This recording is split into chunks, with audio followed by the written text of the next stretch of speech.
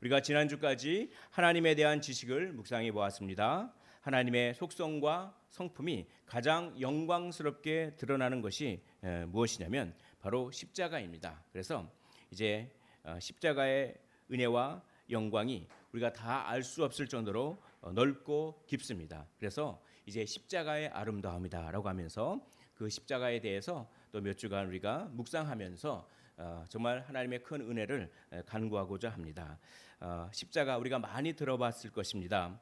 그러나 성경에 있는 최고의 진수가 바로 십자가이고 십자가는 늘 우리 안에서 새로워져야 되는 것입니다.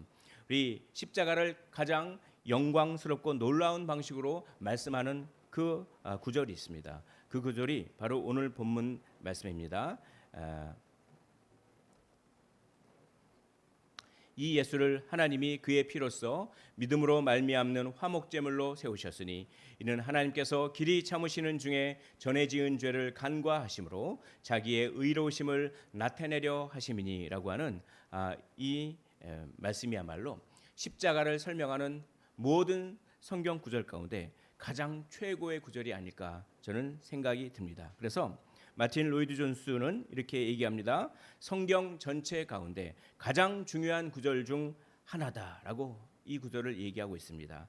이 구절이 성경과 기독교 신앙에 있어서 요충지와 같은 것이다. 저도 만약 누가 저에게 십자가를 설명하는 성경의 한 구절을 골라주십시오 하면 저는 이 로마서 3장 25절 이거를 주저없이 말씀드릴 것입니다. 이것이야말로 정말 위대한 한 구절, 어떻게 보면 성경 전체에서 가장 최고의 한 구절이라고 말씀드려도 정말 과언이 아니할 정도로 놀라운 말씀입니다. 이 말씀을 우리가 몇 주 동안 한번 살펴보기를 원합니다. 이 말씀은 세우셨다라고 하는 말씀이 있습니다. 세우셨으니, 이 세우셨으니라고 하는 이 말씀이 이 표현이 이 구절의 중추적인 역할을 감당하고 있습니다. 이 3장 25절 한 절에는 여러 진리들이 있어요. 여러 중요한 진리들이 많이 있는데 그 중요한 진리를 하나로 묶어주는 표현이 바로 세우셨다라고 하는 것입니다. 그리고 이 세우셨다라고 하는 말 속에는 하나님의 마음, 하나님이 정말 우리를 구원하시기를 원하는구나, 하나님이 정말 십자가를 알기를 원하시고 하는구나라고 하는 하나님의 말씀이, 마음이 잘 표현된 표현이야말로 이 세우셨다라고 하는 표현입니다. 세우셨다라고 하는 말은 무엇이냐? 확증하셨다, 명백히 밝히셨다, 확실하게 알게 했다라고 하는 거죠. 확실하게 알게 했다. 우리가 광고판을 세우지 않습니까? 광고판을 왜 세웁니까? 광고의 내용을 확실하게 알리기 위해서 광고판을 세우지 않습니까? 우리가 게시판을 세우지 않습니까? 게시판에 오늘의 메뉴는 뭐고 뭐 그렇게도 나오고, 이 게시판을 세우지 않습니까? 게시판을 왜 세웁니까? 게시하고자 하는 것을 확실하게 알게 하기 위해서 게시판을 세웁니다. 그랬듯이 하나님은 십자가를 세우셨습니다. 예수님을 십자가에 달게 하신 이후에 십자가를 세우셨어요. 그것은 십자가라고 하는 게시판에 하나님께서 반드시 알게 하고 싶은 내용이 있다는 것입니다. 하나님이 반드시 알게 하고 싶은 그 내용이 있어요. 세우셨다.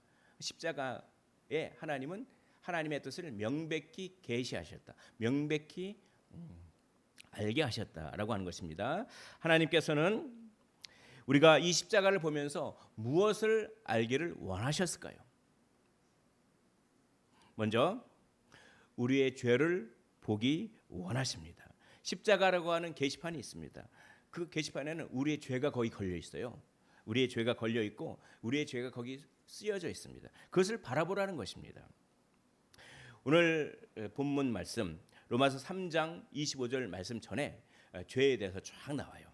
그게 3장 10절부터 나옵니다. 3장 10절에 보니까 기록된 바 의인은 없나니 하나도 없으며 깨닫는 자도 없고 하나님을 찾는 자도 없고 다 치우쳐 함께 무익하게 되고 선을 행하는 자는 없나니 하나도 없도다, 이렇게 얘기합니다. 여러분, 의인이 있습니까? 하나도 없어요. 왜입니까?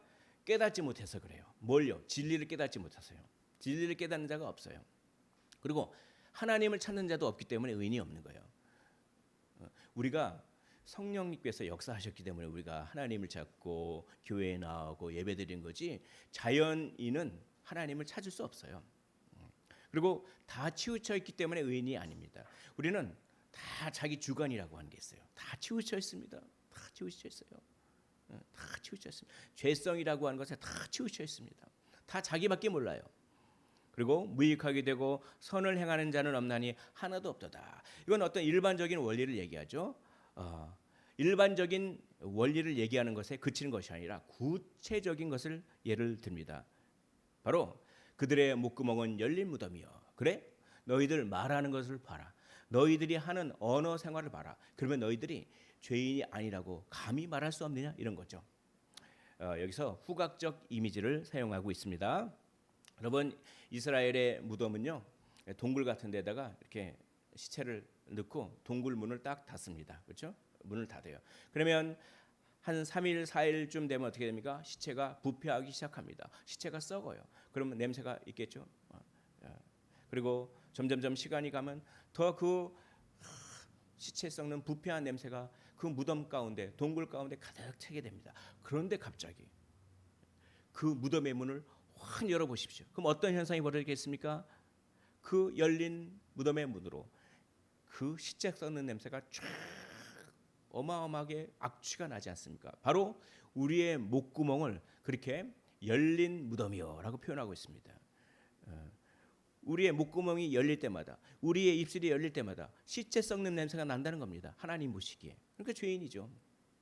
그 혀로는 속임을 일삼으며 그 입술에는 독사의 독이 있고 그 입에는 저주와 악독이 가득하고라고 합니다. 우리의 언어 생활을 보면 우리가 죄인이 아니라고 말할 사람이 없다는 것입니다.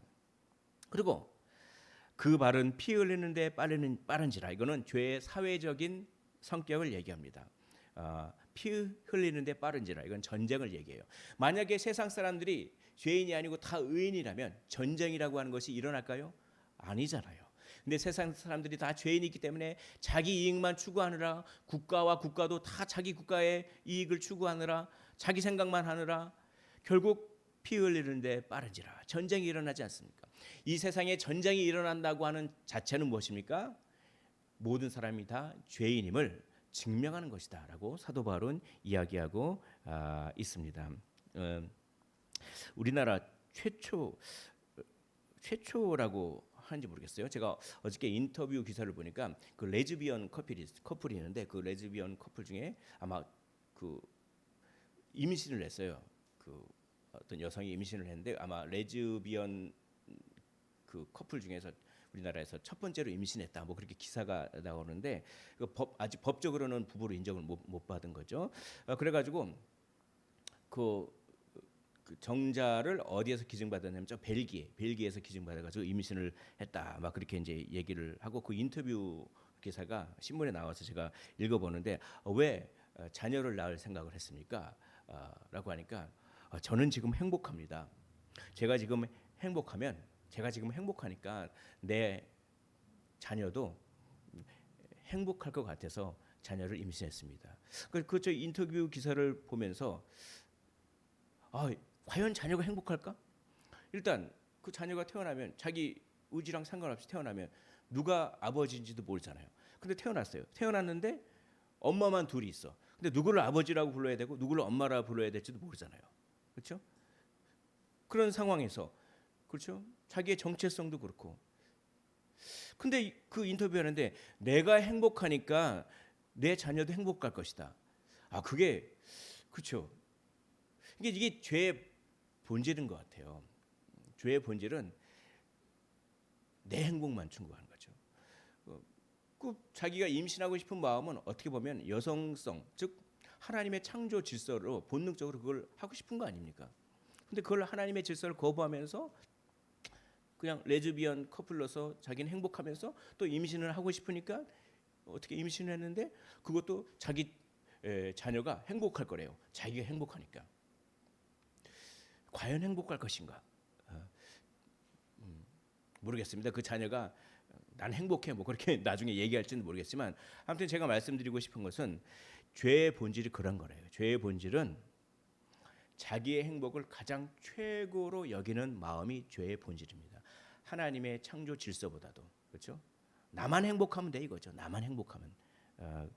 그래서 이 로마서에서는 그 이 죄의 본질을 가장 잘 드러내는, 죄의 종류는 여러 가지가 있잖아요. 살인죄, 간음죄, 도적질한 죄 많이 있는데, 이 죄의 본질을 가장 잘 드러내는 죄의 가장 대표 선수격 되는 것을 동성애의 죄라고 합니다. 왜냐하면 하나님의 창조 질서까지도 무시할 정도로 자기의 기분만을 최고로 여기는 마음이거든요. 그게 그래서 그거를 이렇게 얘기합니다. 이 때문에 하나님께서 그들을 부끄러운 욕심에 내버려 두셨으니 곧 그들의 여자들도 순리대로 쓸 것을 바꾸어 영리로 쓰며 그와 같이 남자들도 순리대로 여자 쓰기를 버리고 서로 향하여 음욕이 부릴 듯하며 남자가 남자와 더불어 부끄러운 일을 행하여라고 얘기하고 있는 것입니다. 그리고 이어서 곧 모든 불의, 추악, 탐욕, 악의가 가득한 자요, 시기, 살인, 분쟁, 사기, 악독이 가득한 자요, 수군수군한 자요라고 하면서 수군수군하는 죄를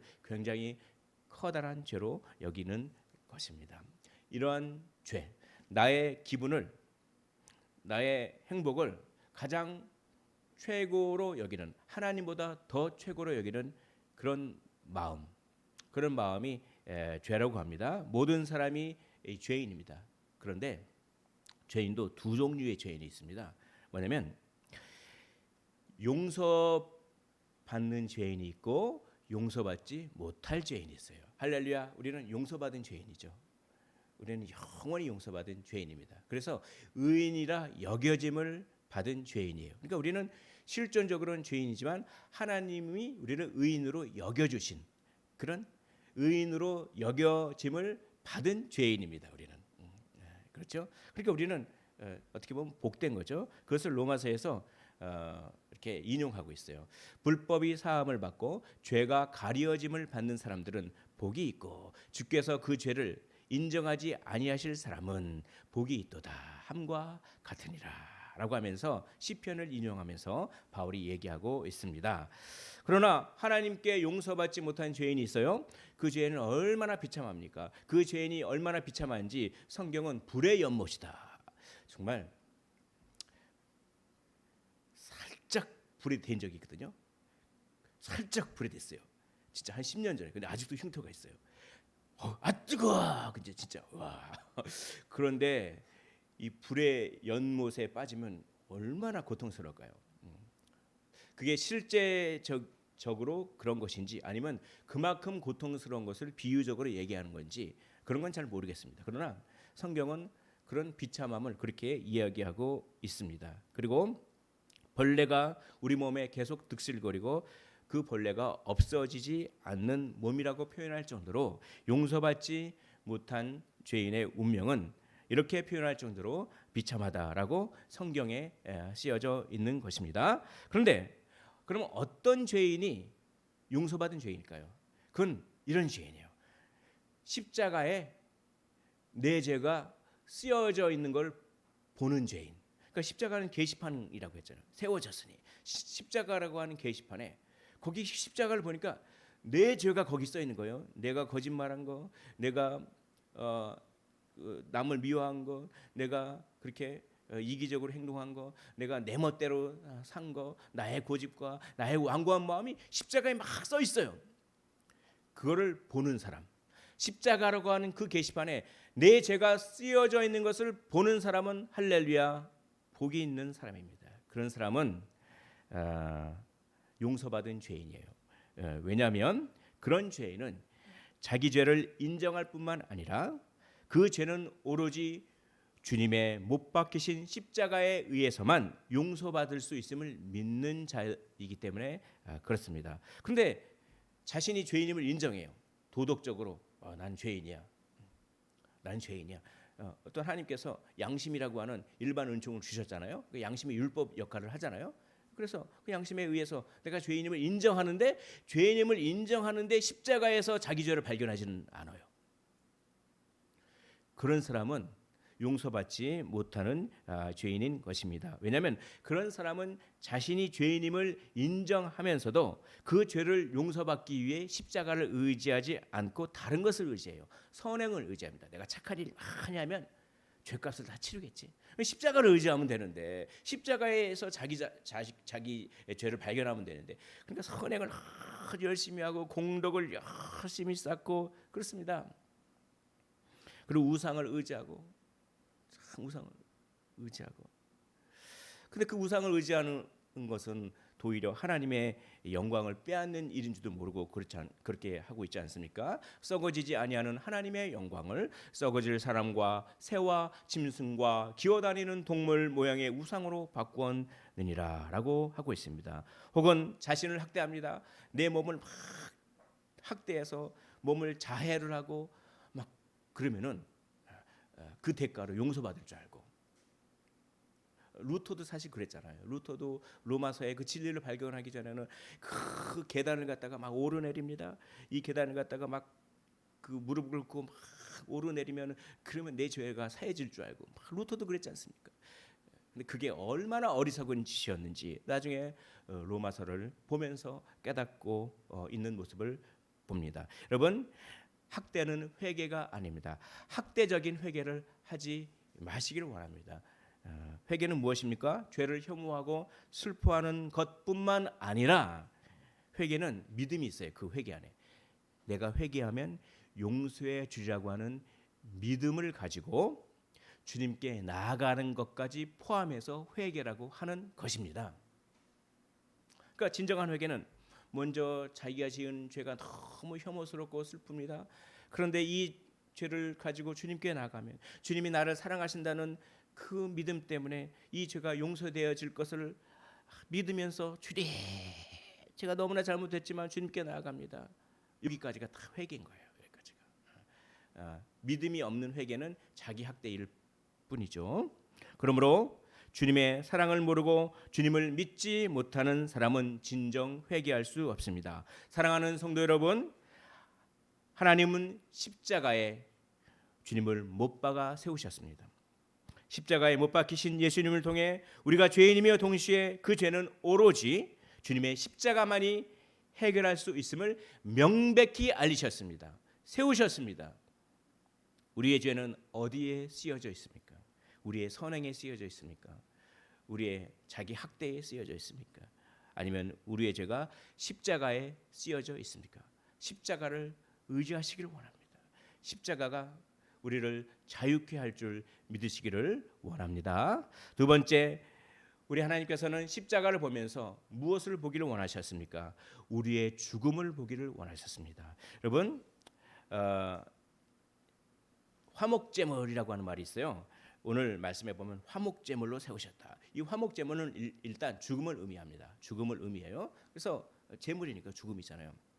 그런데 또 오늘 말씀에 세우셨으니라고 하는 말씀이 있어요. 이 세우셨다고 하는 것은 일종의 광고판을 세우는 것 같이, 게시판을 세우는 것 같이 공개적인 그런 차원이 있습니다. 그러니까 화목제물이라고 하는 말과 세우셨다고 하는 말을 두 개를 합쳐 보십시오. 죽음인데 무슨 죽음입니까? 공개 처형을 말해요. 공개 처형. 그러니까 예전에 공산당들이 공개 처형을 하고 또 요즘에 이슬람 극단주의자들이 공개 처형을 하고 공개 처형을 하잖아요. 공개 처형을 왜 합니까? 공포심을 주기 위해서. 그리고 경고, 본보기를 보여주기 위해서. 우리 말 안 들으면 저렇게 돼. 이렇게 거죠. 그러니까 십자가는 공개 처형이에요. 십자가는 낭만적인 것이 아닙니다. 하나님께서 우리의 죄를 다 용서해 주시고 사랑해 주셨지. 그것은 정말 위대한 진리입니다. 우리가 그 사랑에 감격해서 정말 예수님을 의지하지 않습니까? 그것은 위대한 진리지만 십자가에는 그것만 있는 것이 아닙니다. 십자가에는 하나님의 사랑과 뿐만 아니라 하나님의 공의가 있어요. 십자가에는 죽음이 있습니다. 십자가는 공개 처형인 것입니다. 그 십자가를 보면서 우리는 우리 자신의 죽음을 볼 수 있어야 됩니다. 십자가는 이렇게 말하고 있습니다. 여기에 죽음이 있다. 죄를 용서받지 못하면 다 이런 죽음의 형벌을 받게 된다. 그러니 죄를 용서받을 유일한 길이신 예수님을 믿고 회개하라. 그리고 참된 믿음과 회개의 열매를 맺어라. 그것은 무엇이냐? 하나님의 영광을 위하여 사는 것이고 그것은 말씀을 순종하는 것이다 라고 십자가라고 하는 게시판에 그게 쓰여 있어요. 그걸 볼 줄 알아야 된다는 것입니다. 십자가에 우리의 죽음이 이렇게 달려 있습니다. 이것이 게시되어 있고 이것을 알아야 하는 것입니다. 세 번째, 우리 하나님은 십자가에서 우리의 죽음을 볼 뿐만 아니라 예수님의 죽음도 보기를 원하시는 것입니다. 십자가를 보면서 거기에 달려있는 나의 죽음을 발견하지 못하면 영원한 죽음을 당하게 됩니다. 참으로 비참한 인생입니다. 왜 그렇습니까? 십자가에 나의 죽음이 달려있음을 보는 사람만이, 오로지 그런 사람만이 동일한 그 십자가에서 제물이 되신 예수님을 구원의 주님으로 믿게 되고, 그래야만 그분의 죽음이 나의 죽음을 대신한 죽음이 될 수 있기 때문에 그렇습니다. 십자가를 생각하면 무엇을 생각하셨습니까? 십자가에 나의 죽음을 생각해야 돼요. 그래야 나의 죽음, 내가 그 십자가에 죽었다고 생각해야 돼요. 그래야 그 십자가에 죽으신 예수님의 죽음이 나의 죽음을 대신한 죽음이 될 수가 있거든요. 이것이 너무나 중요한 것입니다. 민수기 21장 9절, 쳐다본즉 모두 살더라라고 되어 있습니다. 노뱀을 쳐다보면 모두 살더라. 예수님의 죽음을 쳐다보는 거죠. 나의 죽음을 바라보면서 동시에 예수님의 죽음을 바라보고 그 죽음을 의지하는 것입니다. 그러므로 구원받은 사람은 언제나 항상 그 십자가에 나의 죽음뿐만 아니라 예수님의 죽음도 동시에 같이 함께 있다라고 하는 것을 보는 사람입니다. 그러므로 내가 구원받은 사람은 항상 나의 죽음과 십자가에서 나를 위하여 대신 죽으신 예수님의 죽음을 함께 바라보는 사람이죠.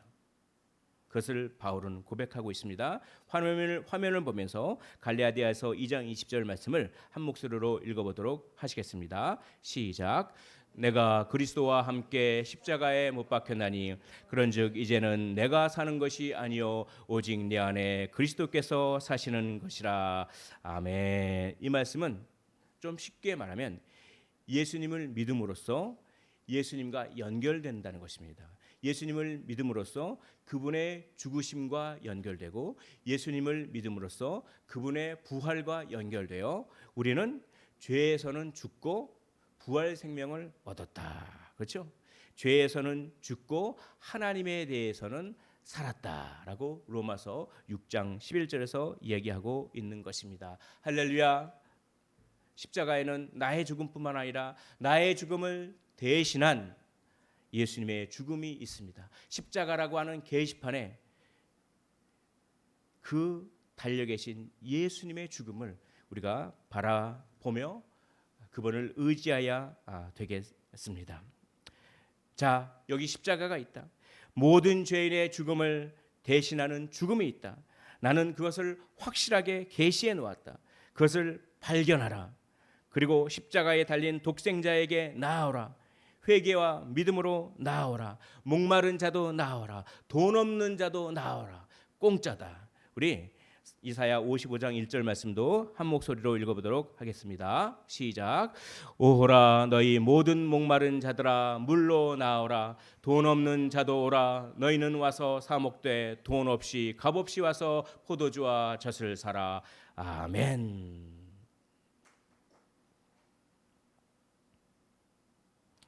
나에게로 나아오라. 내가 너를 쉬게 하리라. 죽음과 그 그림자로부터 쉬게 하리라. 어두운 감정들과 정서들로부터 쉬게 하리라. 율법이 줄 수 없는 쉼, 우상이 줄 수 없는 쉼, 자기 공로주의와 자기 학대가 줄 수 없는 안식과 쉼을 주리라.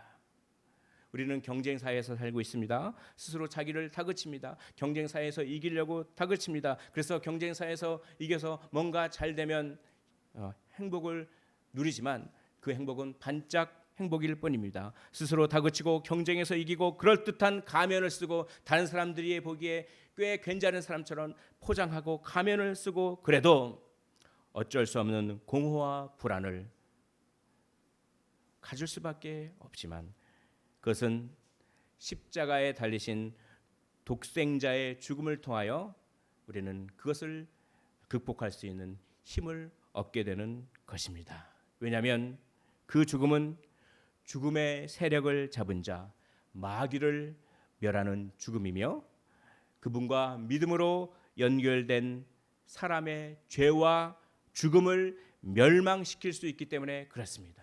예수님의 죽음을 보십시오.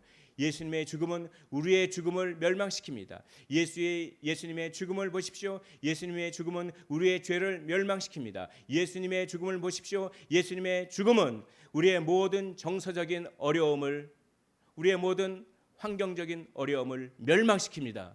그리고 여호와는 나의 목자시니 내게 부족함이 없을지로다.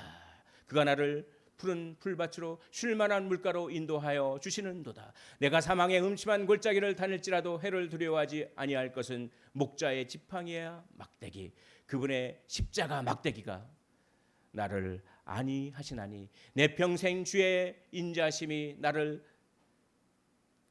추적하듯이 쫓아와 결국 어떻게 됩니까? 내가 영원히 여호와의 집에 거하리로다.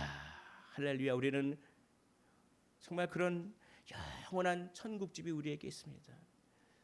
우리의 모든 연약한 것을 예수님께서 다 떠안고 죽으심으로 우리의 연약함을 전부 멸망시키셨기 때문에 그렇습니다. 십자가의 계시판에 그 예수님의 죽음을 보시지 않겠습니까? 말씀을 정리하도록 하겠습니다. 하나님은 십자가를 통해 예수님을 세우셨습니다. 하나님은 십자가라고 하는 계시판을 통해 우리에게 확실하게 알려주셨습니다.